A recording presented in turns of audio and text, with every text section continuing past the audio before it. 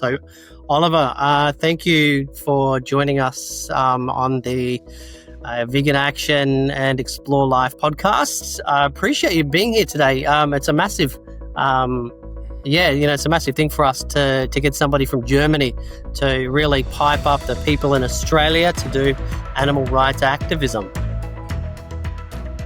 Yeah, thank you for having me.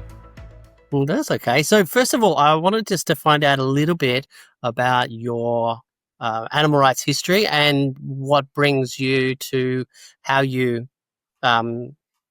treat animal rights activism today.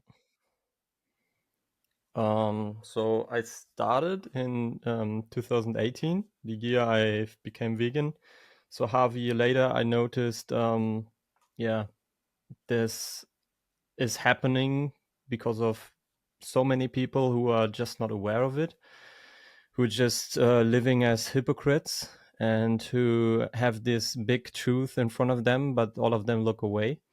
Then I saw a TV interview from Gary Yourofsky where he confronted the host with her hypocrisy, with her contradictions.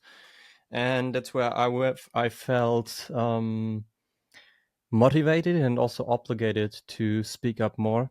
And that's where I started doing activism the first time on the streets with AV at International Cube Day 2018. And since then, I shortly after, became organizer. And last year, I became regional organizer in the region Germany, Austria, and Switzerland. And we had a big campaign this year. 1 month every day, 6 hours, 31 days of activism.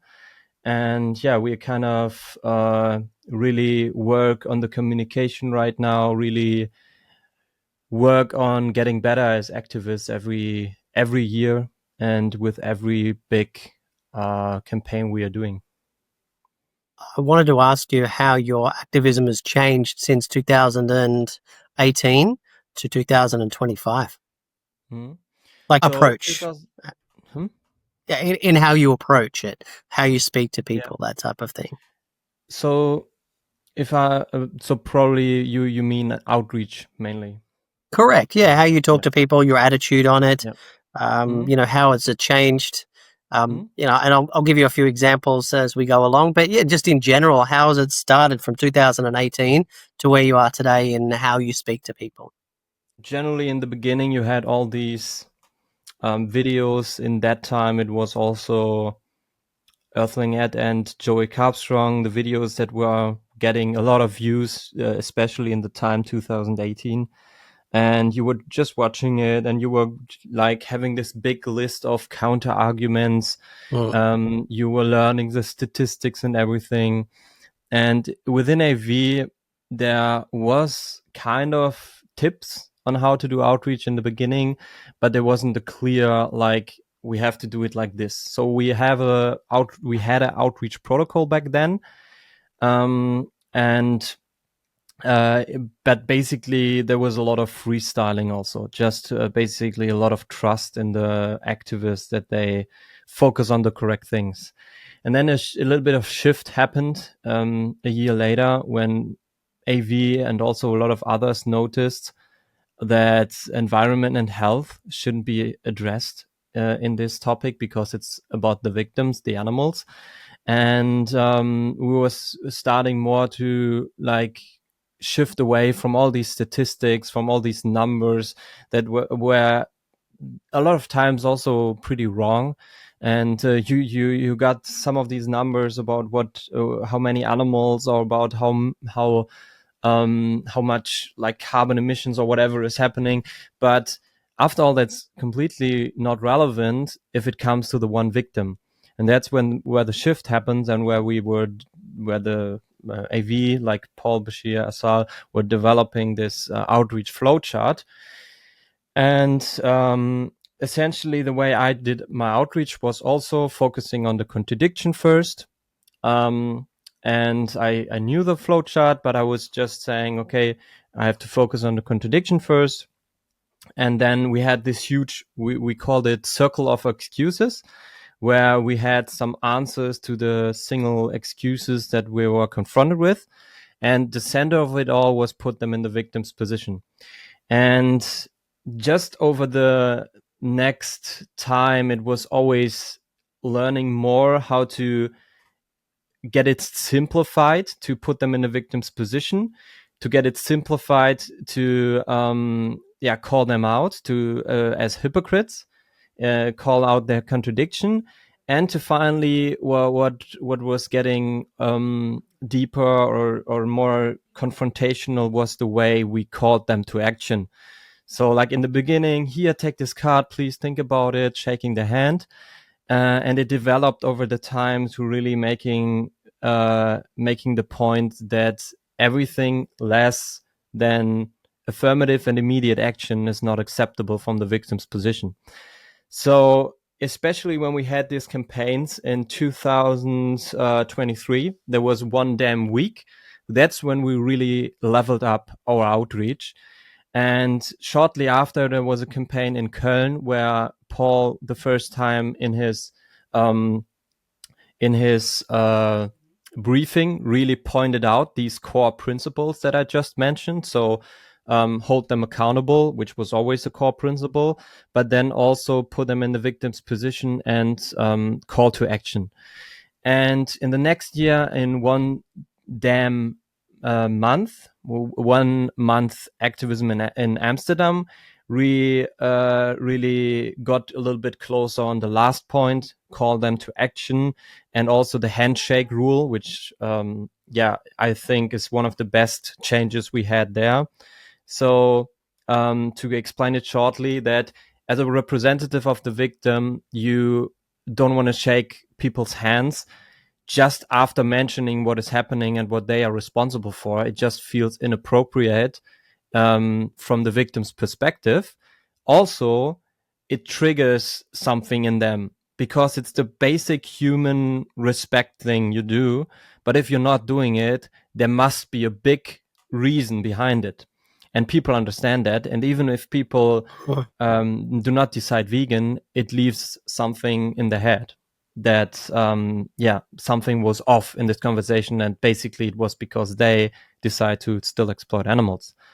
So last year, or this year, better to say, in the Köln campaign, we got a little bit closer to the call them to action, not only to action, live vegan, but also to be active. And right now we are very good, as Paul would say it, as we are one of the most effective vegan activists in the job of turning non-vegans and vegans into the best effective activists. Effectiveness, I'm just pointing out, I'm just focusing on the conversation, like focusing on how long are you speaking, who are you talking to, who is reachable, what are you saying. Don't waste your time, like I said, on statistics or stuff. Just focus on the animals and don't make it too complicated, because after all, it's very simple. And also how you say it, to not get emotional, to be a calm voice, but also a very firm and confrontational voice, as represent the animal as you want to be represented in basically. And with all these rules getting more like when we were writing them down, working on the flowchart, making it clearer and clearer what we want to achieve with these conversations. So we are now, I would say, on a high level of this communication, knowing what it should be about when we talk to the public on the streets. And I really liked the way we learned. And also, maybe a last point to that, it is very, very important to not think that you mastered everything. You will always learn more about it. Maybe sometimes you understand or you realize you were running into the wrong direction, but then refocusing and relearning, maybe trying out new stuff, doing changes in the flowchart, that is like a always ongoing process. So we are always in the action of learning, and that's also an important mark if you do the work as outreacher. It's personal development seems to be so key as animal rights activists. We're working on our own communication style while at the same time holding other people accountable. It kind of forces you to become more confident in yourself. I've seen people who've been very much introverted, but when it comes to this, they treat it like it's child abuse. You stand up for children, you stand up for animals just the same. You're standing up for the innocent, and they treat it the same. So they have the same amount of passion. And so they might fumble, they might fall, but they keep going and their message gets across because that's one thing that they become confident in. Mm. Wanted to talk about some of your walkaways and if it's just a natural thing for you to do or it's appointed. I remember, for example, in one of your outreaches, you were talking to a much older male and you were having some difficulties getting cut through this. He was not answering your questions. And he said something along the lines of, you need to respect your elders. And you just went, respect your elders, and just walked away. Mm.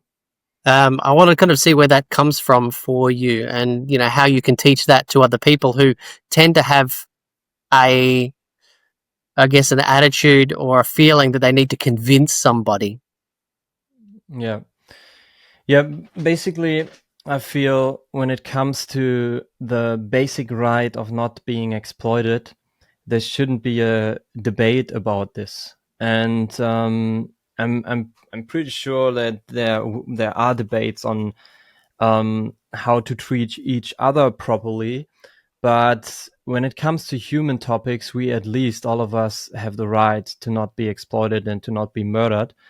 And I think when we want to have a discussion or a debate about this, we first have to acknowledge this.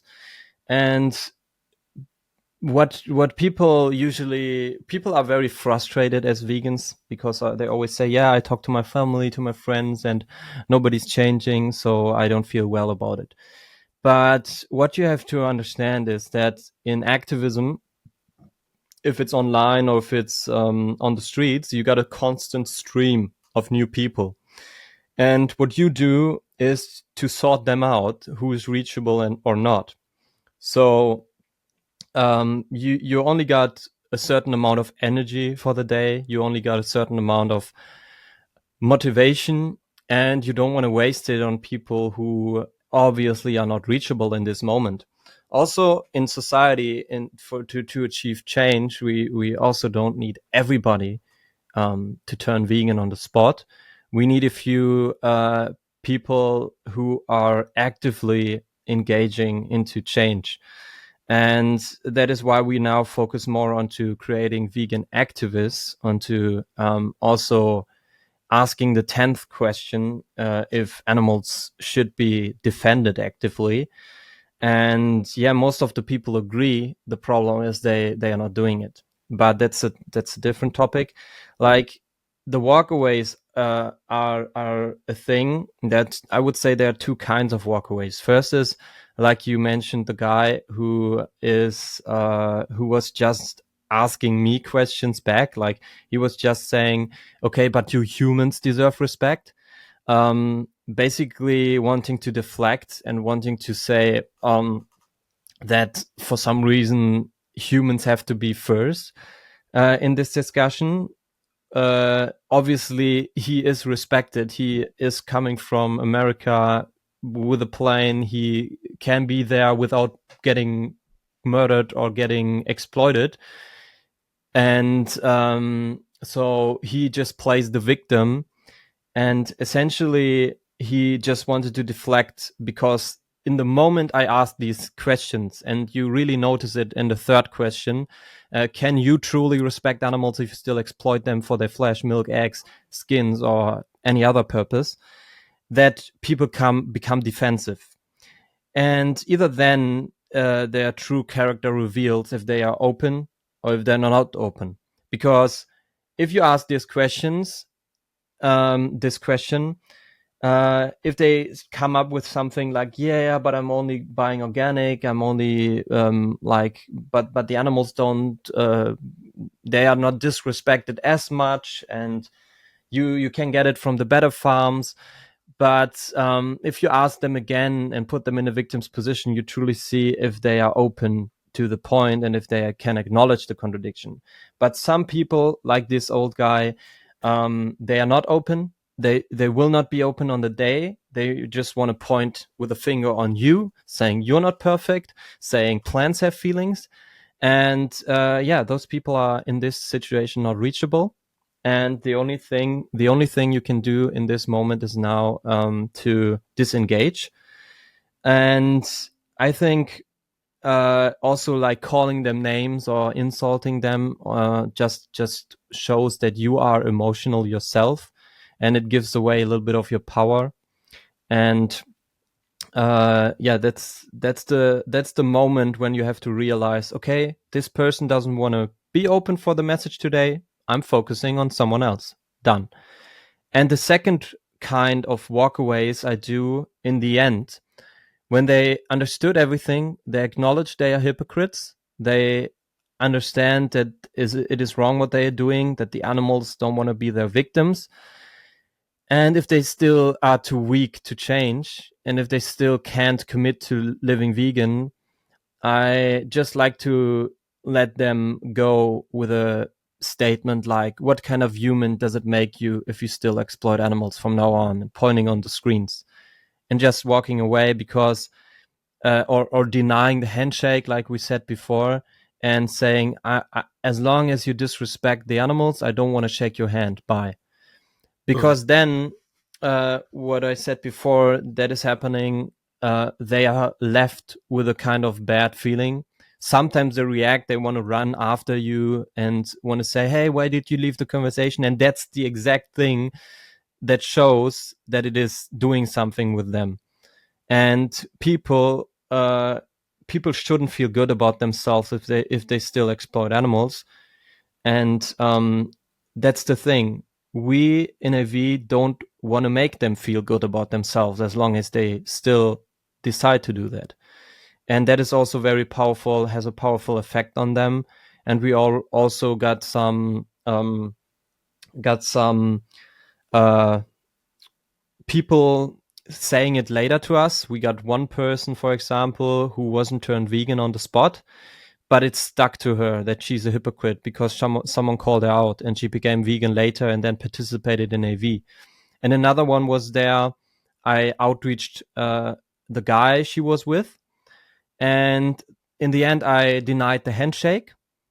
And she had some kind of date with him, and she came back the next day as an activist because she was already vegan. And she told me that the guy she was with, the whole day he was thinking about this, like denying of the handshake, about him being a hypocrite again. And I feel that is a good proof that this is really affecting the people. And like I said, it's the best you can do. You only have a certain amount of time, you only have a certain amount of energy, and then you used your energy the best way possible. You can't force people into doing it. You can't force people into changing their mind, but you can at least make the statement, be a representative of the animal as best as you can be, and then move on. A few things that you really touched on there. It's also psychological. I really hope that activists or people who want to do activism and just not active right now really take a lot away from this. On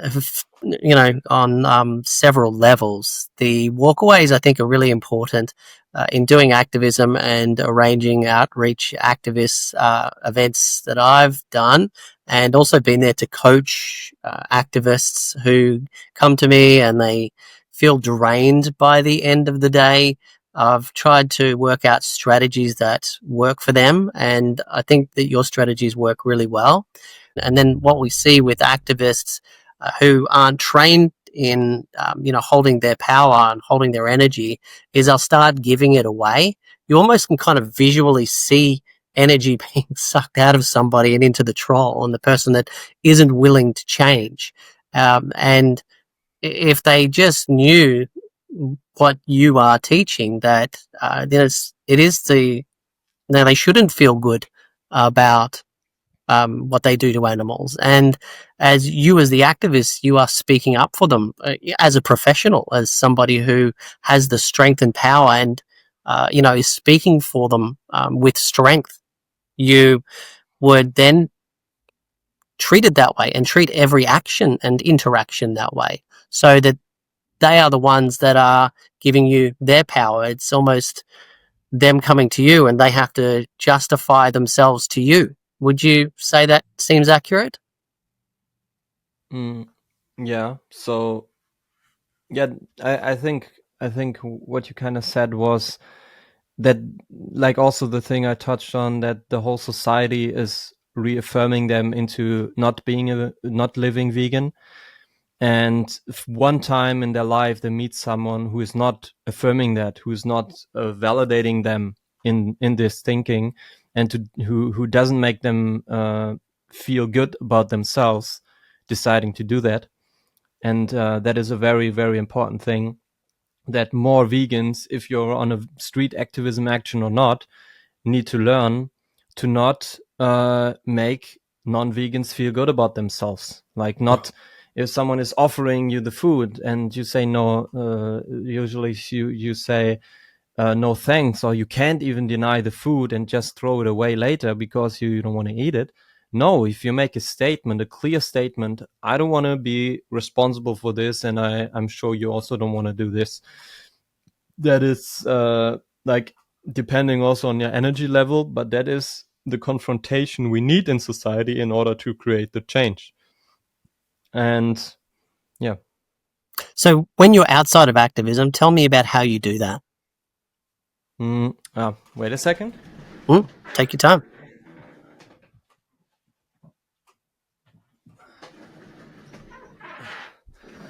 Oh, that's okay. I'm not sure if you know it. Sorry, go for it. This is the Liberation Pledge. So it's a symbol of not sitting on a table where animal products, or in general animals, are exploited. And the fork, the bent fork, is a symbol for it, that now it can't hurt animals anymore, because it's the biggest weapon actually that is used against animals, by eating them. And I feel deciding for this 3 years ago really gave me strength into representing the animal. It kind of forces me into these situations. But at work, for example, when I started, in the first meeting at the new workplace, I was saying, okay, I've got the Liberation Pledge. I want to sit at a table with you and eat and connect, but not if you exploit animals, not if you consume animal products. And the more and more people, sometimes you know it, maybe in a non-vegan world, they make fun of vegan stuff. They laugh at some stuff about it. And every time I confront them, every time I just don't like let this happen. And at some point they became silent about it. And even a few colleagues, if I talk to them one-on-one, they even realizing they are hypocrites and realizing that what they are doing is not correct. So when I'm sitting on a table at a meeting, for example, it almost feels like they are afraid of sitting down with their cheese sandwich. They ask me before and I say, okay, please eat it somewhere else.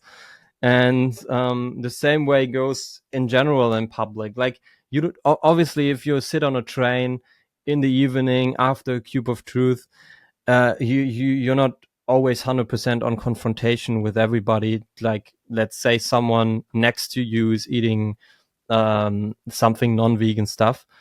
But I feel this is empowering you to really not be silent if you're confronted with it. For example, in a train, when you have this table in front of you and someone sitting on this table and eating their food, I ask them, is this vegan? And if it's not vegan, I'm standing up and going away, or at least say them that it's not okay.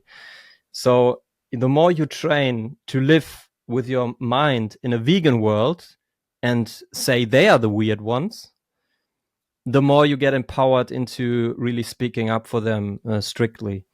And that's why I also encourage everyone to take the Liberation Pledge who hasn't done that. How can people take the Liberation Pledge?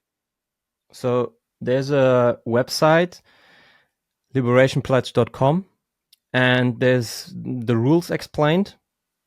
So first of all, live vegan, don't sit on tables where animal products are consumed, where animals are exploited, and speak about it. And it has a history that there was like, I don't want to get too deep into it, probably can't explain it in English too, but there was a history in China where they did some injustice. And with this kind of method of having a pledge to not participate, they kind of got rid of it. And of course, in this big society, it's not really likely that this is the best method into establishing change. But I feel it has something that it is not written in the rules. It is the empowerment of not being silent when injustice is happening, of forcing yourself in these situations to speak up. And this is a very positive thing, and that the animals need.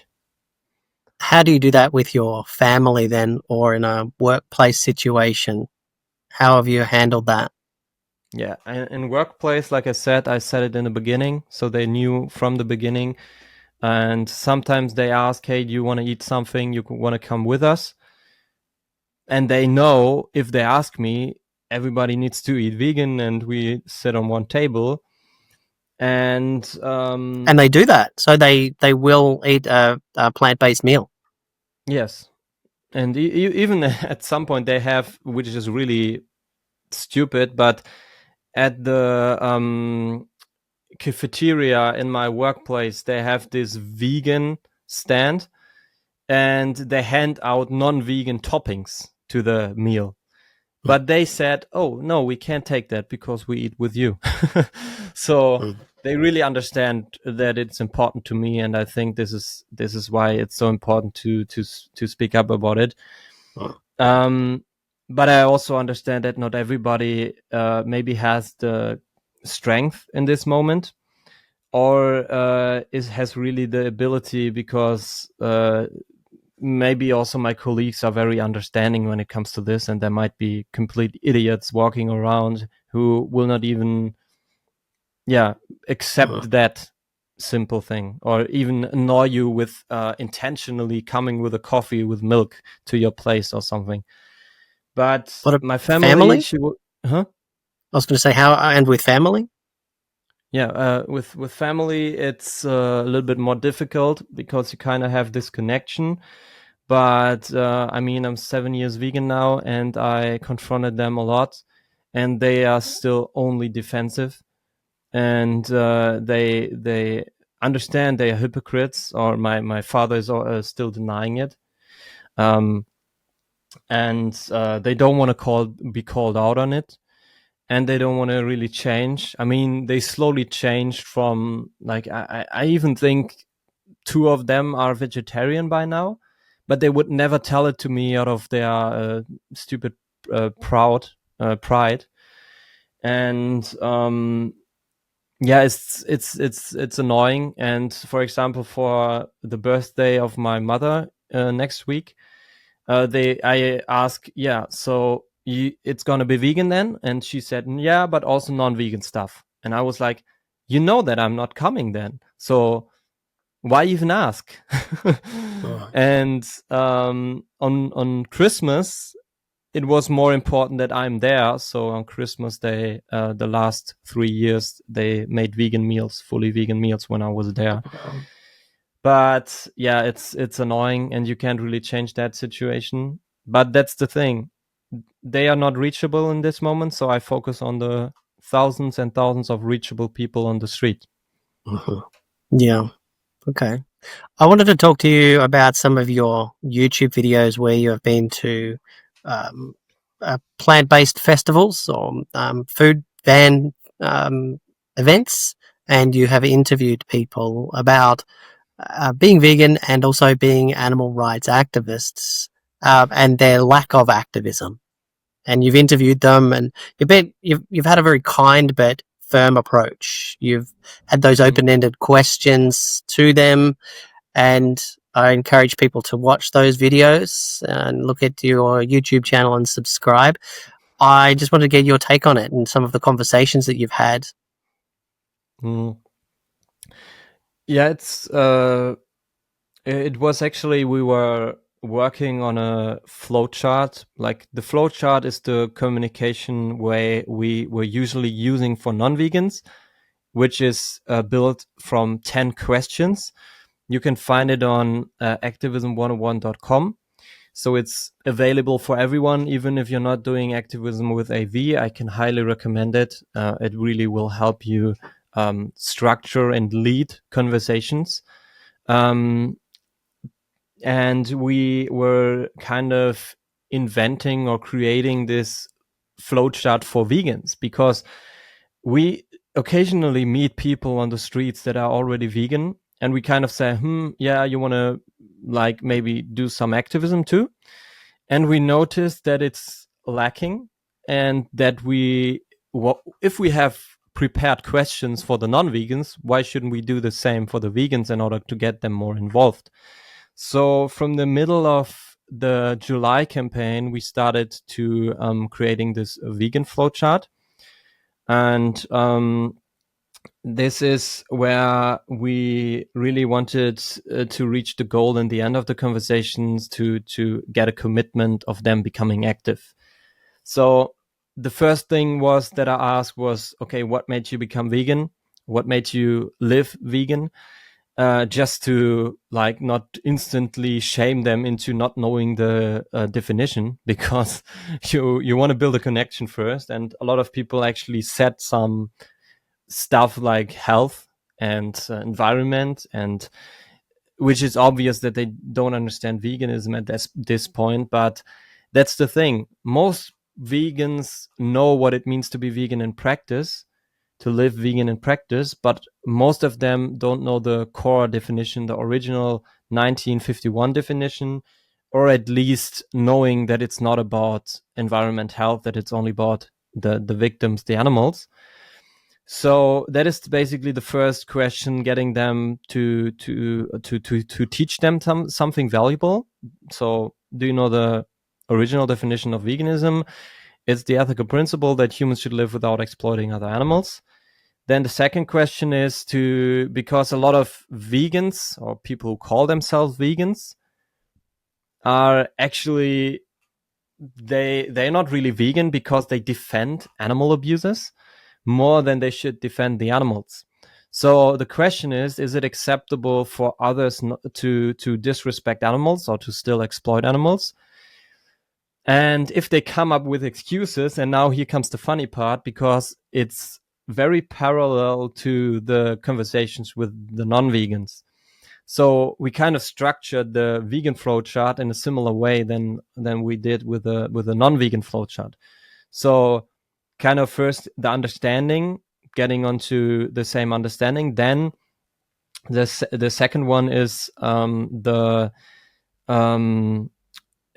acknowledgement of the contradiction, basically the victim's perspective. So if they come up with excuses to the question, is it acceptable for others not to live vegan, that you can address these excuses the same way. You just put them in the victim's position and ask them, if you were the victim, would you find it acceptable if your victimizers find it acceptable to still exploit you? And if you come to an agreement there and they understand it's really about the animals and it is never acceptable not to be vegan, then you can ask them the question, okay, you understand they are truly vegans, they understand veganism truly. Can you the third question is the 10th question of the non-vegan flowchart, and it is, do you agree that we should actively defend animals? And most people say yes. And if they say yes, they already agreed on being active. So then you ask them the same way as in the non-vegan flowchart, when is the best moment? If you were in the position of the victim, how fast would you need the humans to become active? Of course, now. And the last question is, are you able to join us now? And like similarly to the non-vegans, they also come up with excuses there and say, yeah, there's other issues on this planet, and yeah, I think about it, I'll try.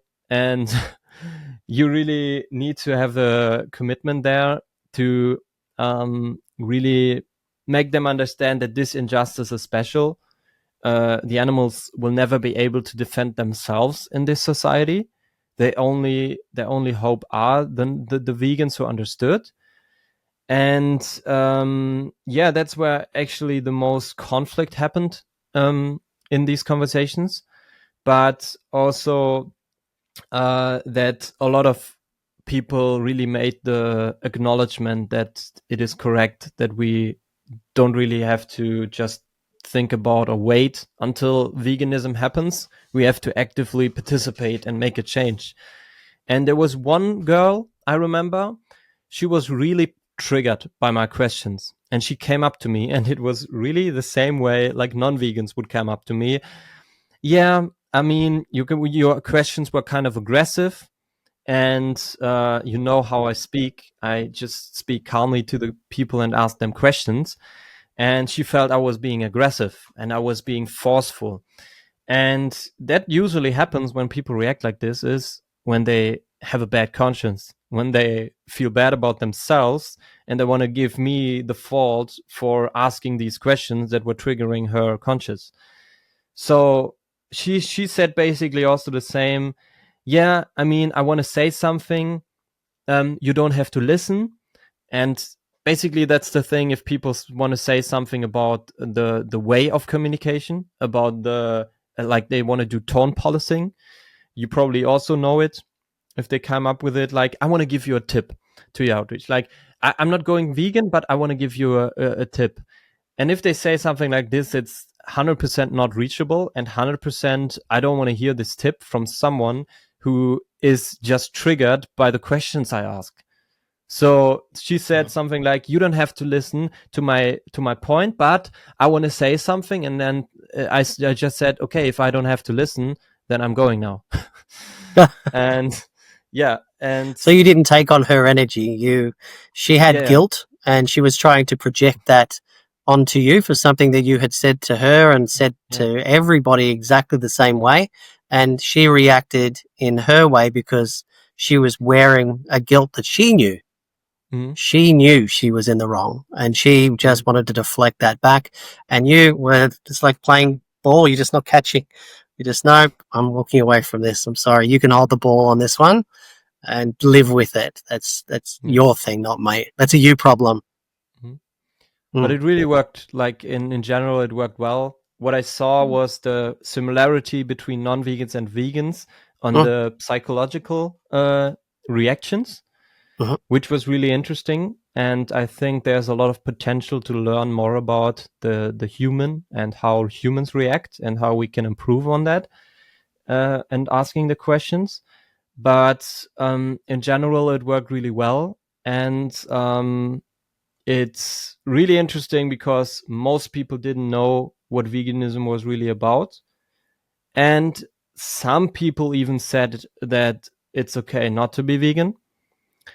But the conversation, I think, really changed something in their minds. And most of the conversations I just made at the vegan campout, and I still got a lot coming to get uploaded, because I was there for 4 days, and I hope I'm going to upload a little bit more in the future, and you can see and hopefully learn something from the approach.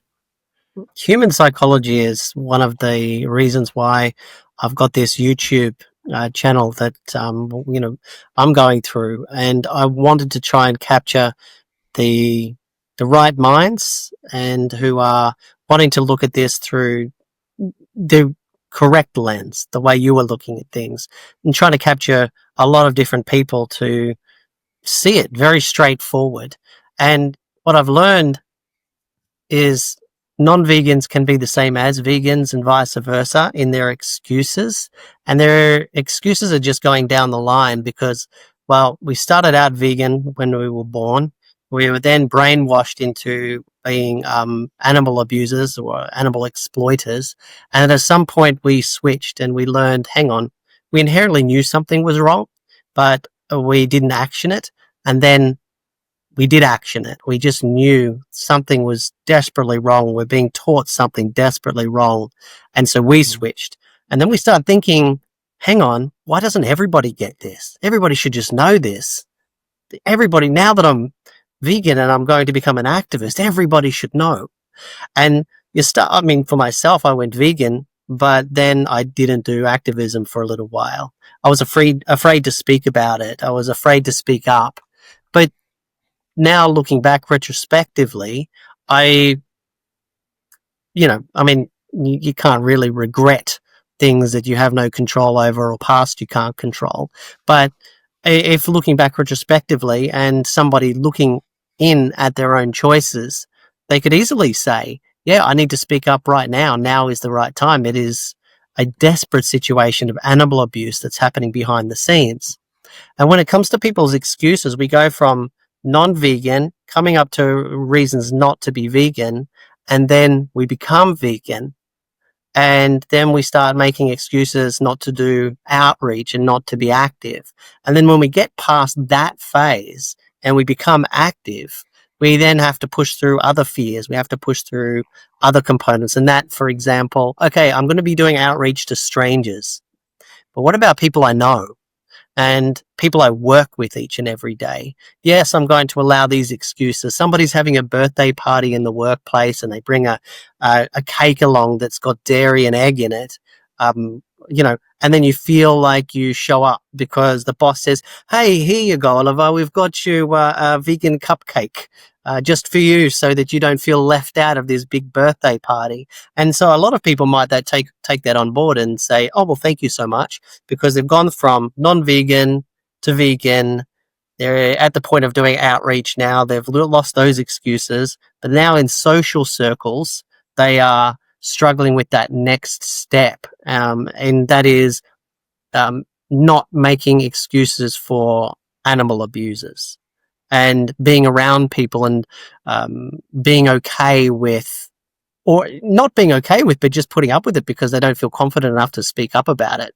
And so you've kind of gone from at some point non-vegan to activist, and then pushing through the rest of it. And now you won't sit with somebody who, has animal abuse on their plate.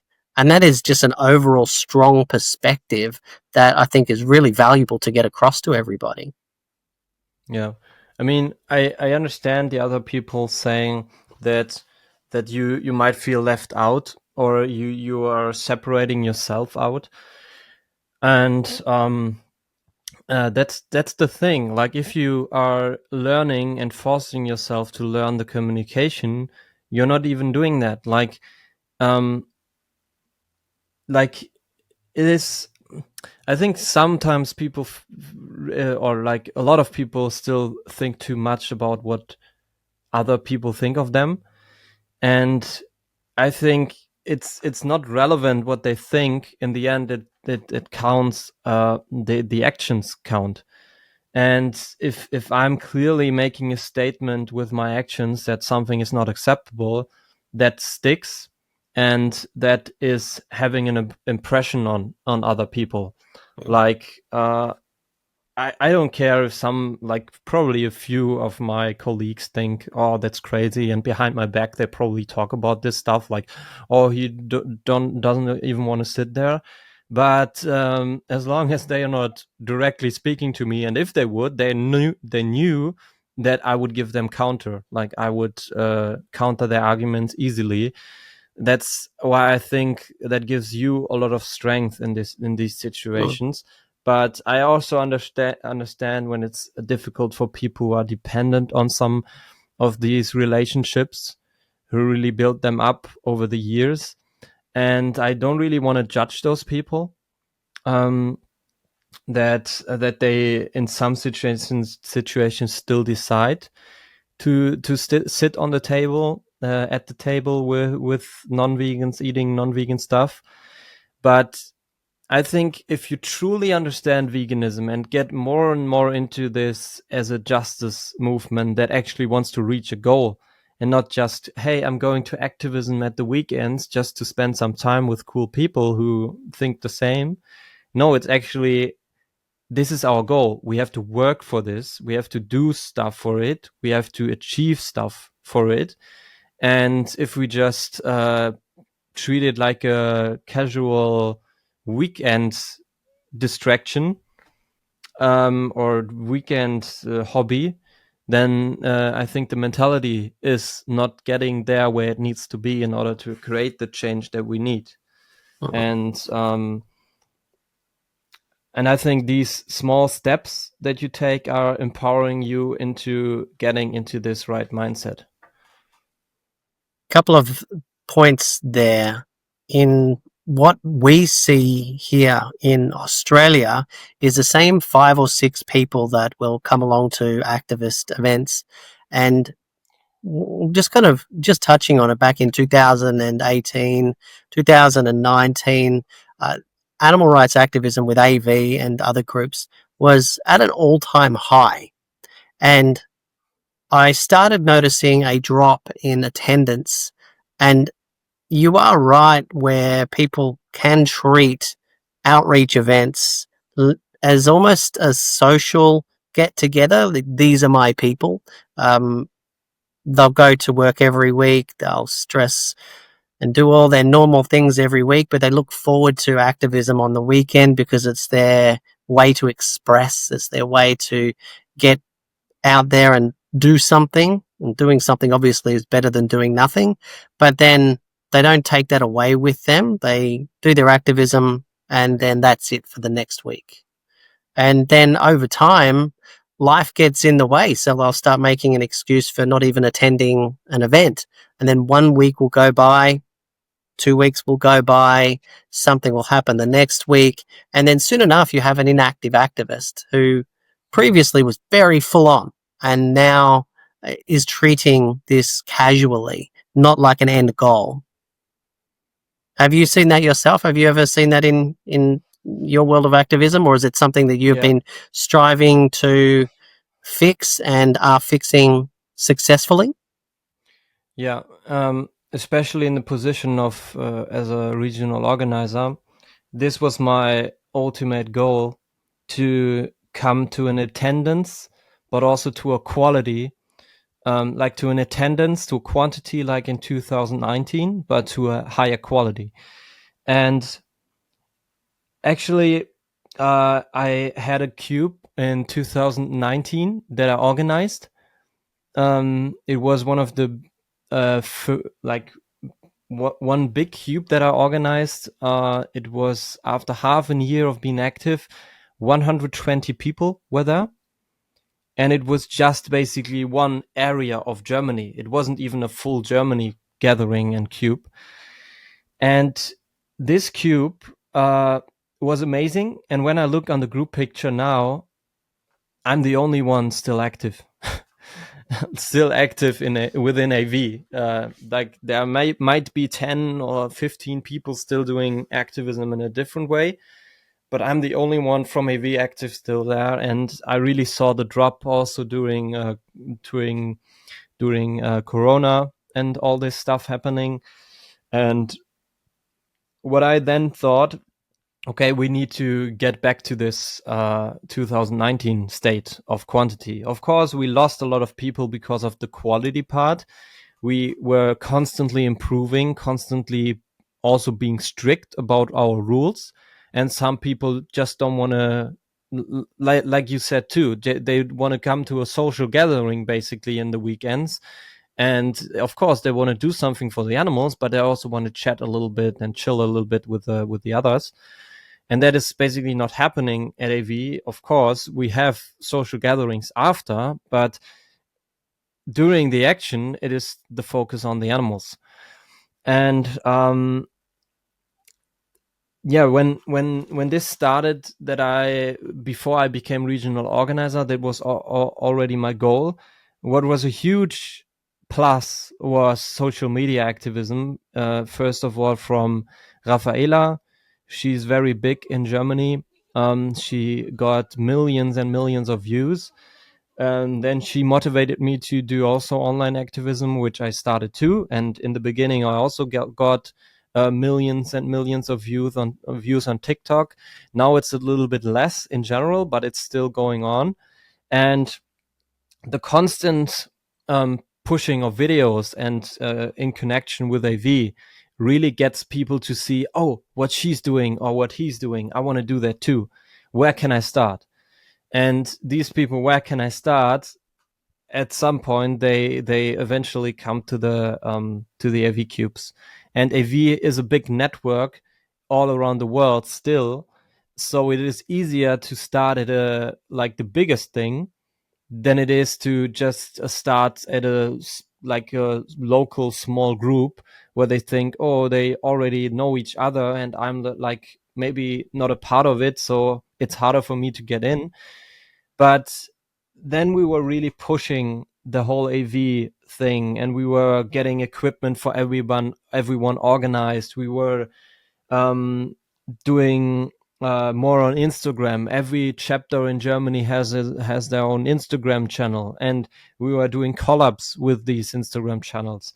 And within time, we actually achieved the goal that I wanted to have. Last month, we had over 100 cubes in Germany in the month. And I made a comparison. I saw a picture from October 2019 where we had 84 cubes happening in Germany. So, and we're also going to do a podcast about this. It will be uploaded probably on Paul Bashir's channel, where we talked about the Germany situation. And I think the most valuable thing that came out of the podcast was that people act with purpose right now. They were never informed and more in line with the actual understanding of veganism and what activism needs to achieve than right now, I would say. So we do not only have the quantity of people, we also have the quality of activism way improved since 2019. So it kind of needs this hype up again. We kind of need to use momentum also in all this, and to do as much as possible online activism and motivating people in order to get there again. So it is possible if I'm not sure about understanding the whole complex situation of what happened in the last 2 years of getting back to this standard again. But I feel there are some points that you can definitely pay attention to in order to get to the 2019 situation again. And I feel the biggest part is like what I said, the understanding and the purpose of what you're doing. Okay. So that's quite powerful to see how you've taken it from its faded era into a new era of a lot of activism. I wanted to just talk about how, well, this is what I see in Australia as well, and I wanted to kind of get your thoughts on it. Is there, in this faded period of activism where less and less people showed up, I would often see those same activists no longer attending, but they're at a human rights event. Perhaps they're, at a pro-choice rally, or they're at whatever the current media thing is, whether it be Palestine or Ukraine or some other country. We see them at these events, but then they don't show up to animal rights events. So they speak out for all the human injustices, but don't hold the same for animal rights injustices and outreach. I wanted to see if you've experienced any of that, how you've navigated some of that, and any advice you might give. Yeah, definitely. When I see this, most of the time it's people who quit AV. So especially AV, that if they are at other vegan activism events, that they also tend to be open to do a lot of human rights stuff. Where I honestly say it's a lot of virtue signaling, because you don't actually engage into conversations there. You are just complaining to a higher power, more or less. You're complaining about other people. And I think that is really, really missing with these topics that you just mentioned. Like, I hear there are a lot of demonstrations because of it, and I hear a lot of people participating, but I don't hear a lot of arguments. And that's very sad, actually.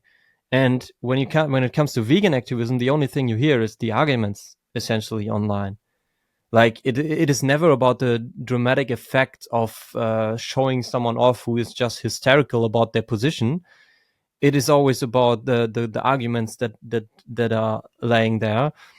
And I think the essential part is it's easier to just go to a demonstration, hold up a sign, and say you have this position and you think this position is correct because, yeah, the other side is bad. Than it is to actually engage into conversations with the other side.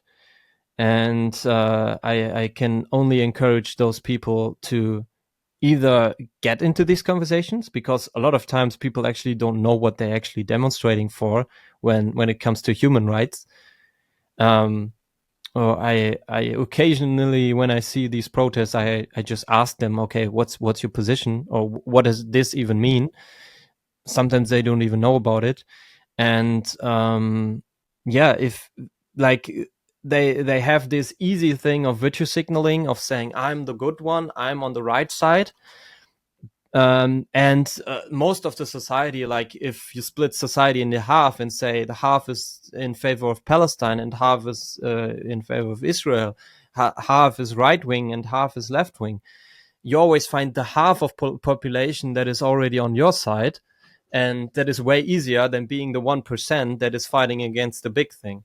And yeah, I think that is where I would say it's desperately needed that people become vegan activists and not do so many of this stuff. Or if they do this stuff, that they actually engage into meaningful conversations and interactions instead of just holding a sign and complaining about governments and whatever.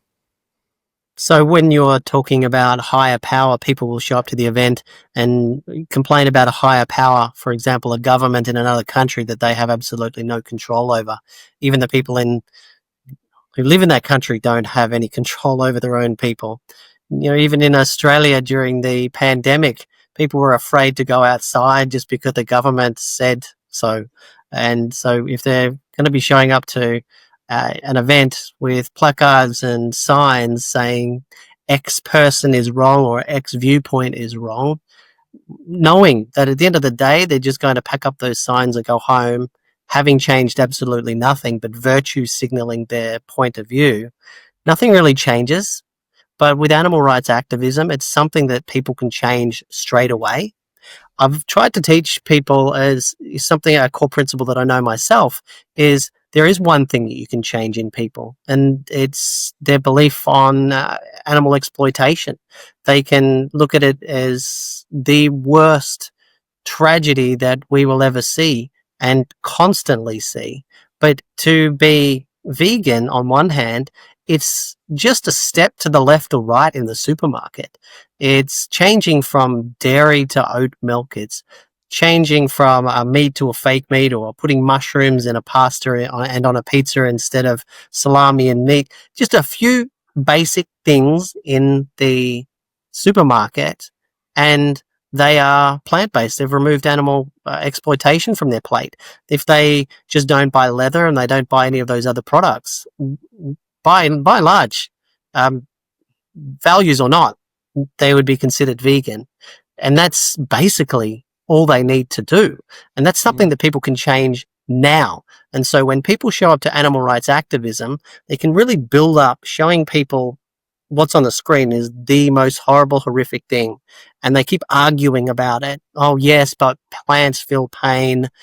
Animal rights activists who spend so much time virtue signaling other events, if they just showed up to, an anonymous for the Voiceless event and, spoke out for the animals, they can clearly see something that they can change here and now in one person to another person.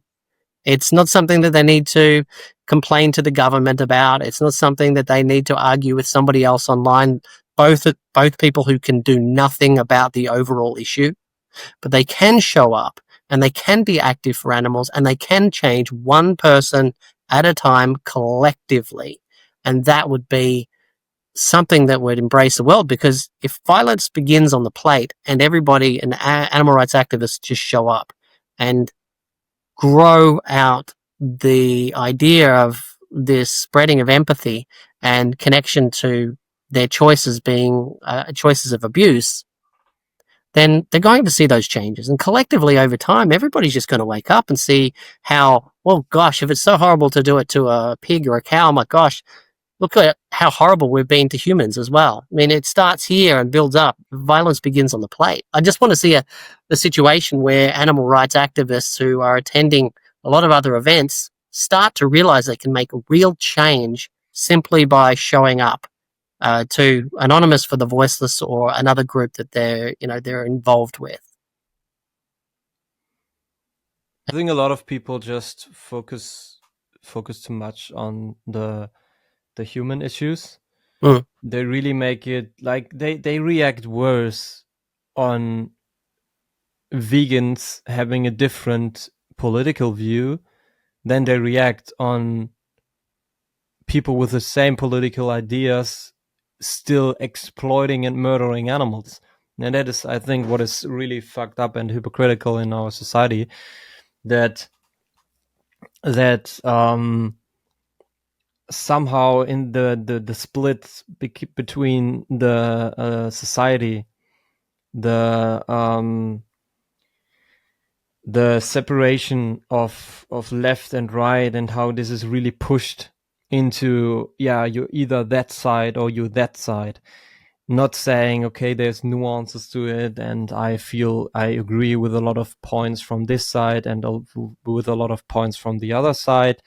No, you have to choose, and if you're not 100% my view, you're 100% the other view. Like, I never took position publicly to Palestine or Israel or something, but just because I was on a picture with someone who apparently has a position I didn't know about, or like who has a position that is stronger than I knew about, I'm immediately on the other side, like this guilt by association thing that is running in society.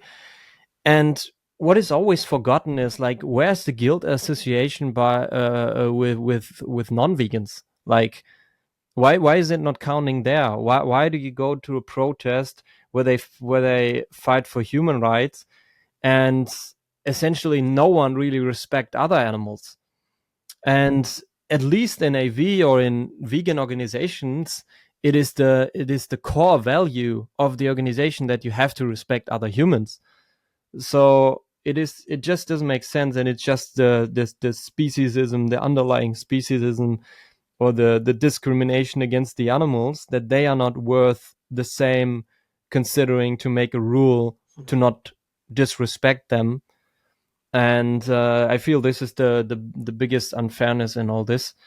And I rarely see people coming back, because it kind of feels like they are too proud to admit.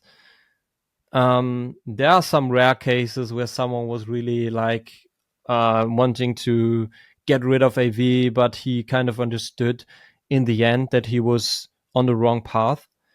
And he actually came back, apologized, and said, I want to be part of it again. And he actually was there at AV again, and really thankful for getting this second chance. And that's the thing. Like, we don't care about if you said at some point, said some stuff in the past. It's about your actions. It's about, if you really understand that you want to be an activist for the animals, that you're always welcome to be at AV again. You're always welcome to be a vegan activist somewhere else. We need those people who understand and who actually have the character strength to admit mistakes that they did in the past. Like, I'm also not perfect. I also did some mistakes, and still I'm happy to just have this position, and now learning from what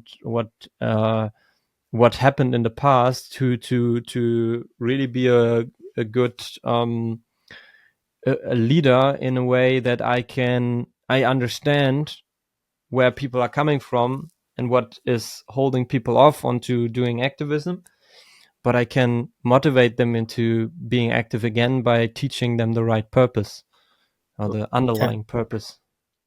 Then I want to wrap up in just a few moments. There's just a couple of points I wanted to talk about on this. One of them is the term veganism, and it's something that I saw you raise in one of your videos. It was about the term veganism, and an experience that we have seen, or I've seen, is that people dilute the term veganism to include human-centric problems. So if you don't take this X position, you can't be vegan. If you're not trans rights, you are not vegan. And you can have a mixture of very contradictory points of view on human-centric issues. And if you don't hold those positions or publicly state those positions, you aren't vegan. Whereas the term vegan is purely and only for the animals, where animals have just one cause. And when I see activists who tend to steer away into human-centric causes, and they try to weaken the term vegan to include human-centric causes, I find it such an injustice. I feel incited, I feel angry, I feel very frustrated to see these people taking the one cause that animals have in all of their suffering, from the slaughterhouses, the screams, the laboratories, the circuses. Anywhere you see an animal being exploited, then you see a vegan and a vegan animal rights activist working to end that exploitation, to lift them up, to help them. And then you have people weakening the term vegan to include other problems. And I feel incensed when I see that happen, and I'm very protective of the term vegan, and I'm very protective of the term and the actions of animal rights activists, that when they show up, it's for the animals. I wanted to get your viewpoint. Yeah, I totally agree to what you said. It's like, I'm not sure if they want to achieve something like, hey, but all vegans are also good. So they want to appeal to the popular reasoning, to the popular, to the popularity in general, that vegans are always good people. And I mean, usually vegans are not discriminating against other people.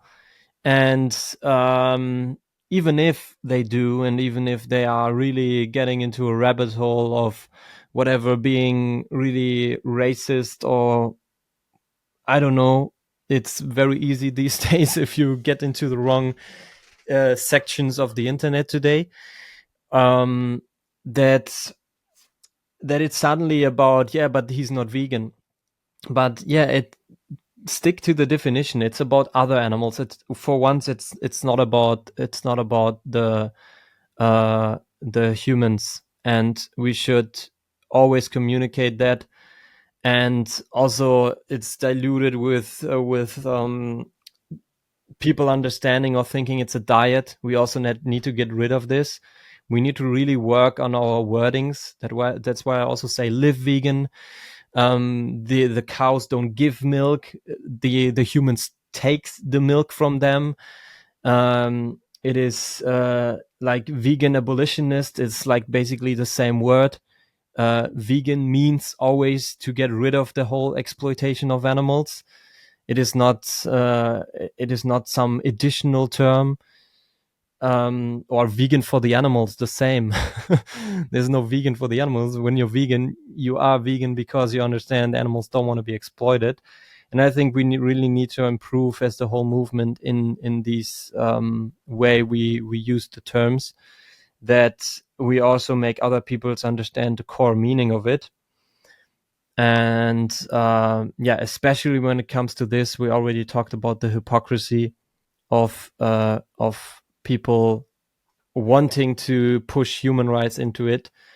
No, we have so many organizations, so many attention, so much money on human rights issues, while most humans already have or especially when people complain, it's the people in these kind of countries like we live, who have everything, who got everything when they started, and might have some minor struggles in life, but they complain about, hey, it's also about us. No, shut up. It's not about you. It is now about someone else. And I know I'm speaking from a privileged position here too. I'm aware of that, but that's especially the reason why I want to use my privileged position for those who have no position at all in this society.